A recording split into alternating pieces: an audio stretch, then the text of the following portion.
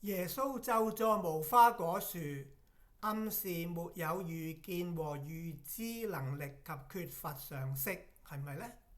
咁我哋睇下馬可福音講乜嘢。馬可福音係四福音最早嘅，咁有人認為佢最早應該係最準確㗎啦。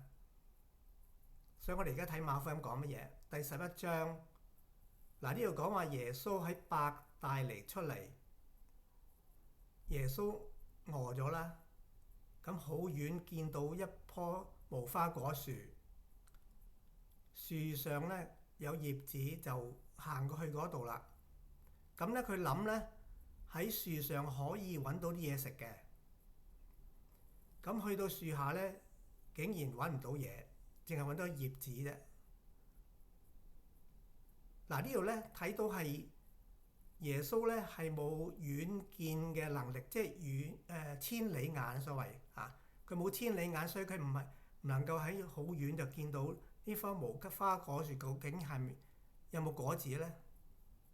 咁亦都佢冇預知嘅能力啊，因為佢係去到先知道哦，原來冇果子嘅。咁佢應該係，如果佢係神嘅兒子，咁佢應該係一早見到，一早知道哦嗰度係冇果子，佢就唔會行過去啦。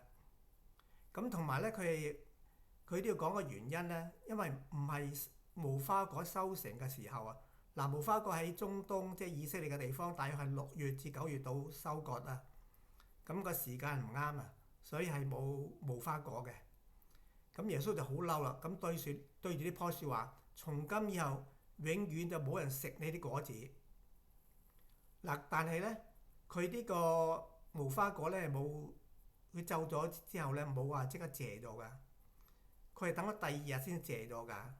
嗱，咁咧佢去咒咗完無花果之後咧，佢入去耶路撒冷啊，進入聖殿咧，就趕走嗰啲做買賣嘅人啦，推倒嗰啲兌換銀錢嘅人嘅桌子啦、佢啲台啦，同埋賣鴿子嘅凳子啦。咁咧佢夜晚咧又翻出去啦，即係唔喺耶路撒冷過夜。咁第2日咧先見到呢個無花果樹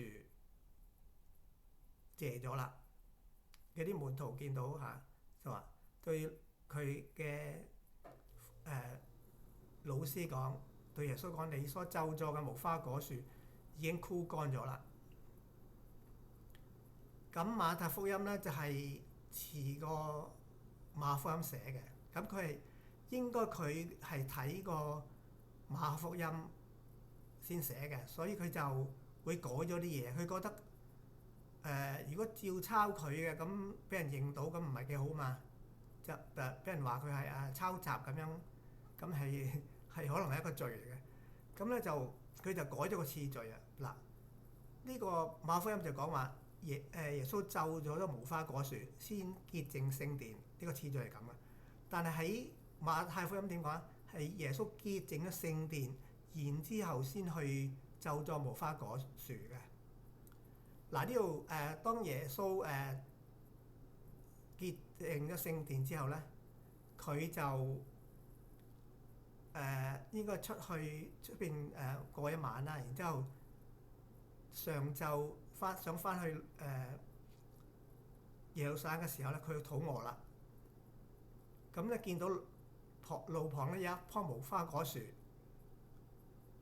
咁咧就行到去嗰度咧，見唔到有果子啊，淨係揾到啲葉啦。咁就同樹講，佢話：從今以後你永遠都唔結果子。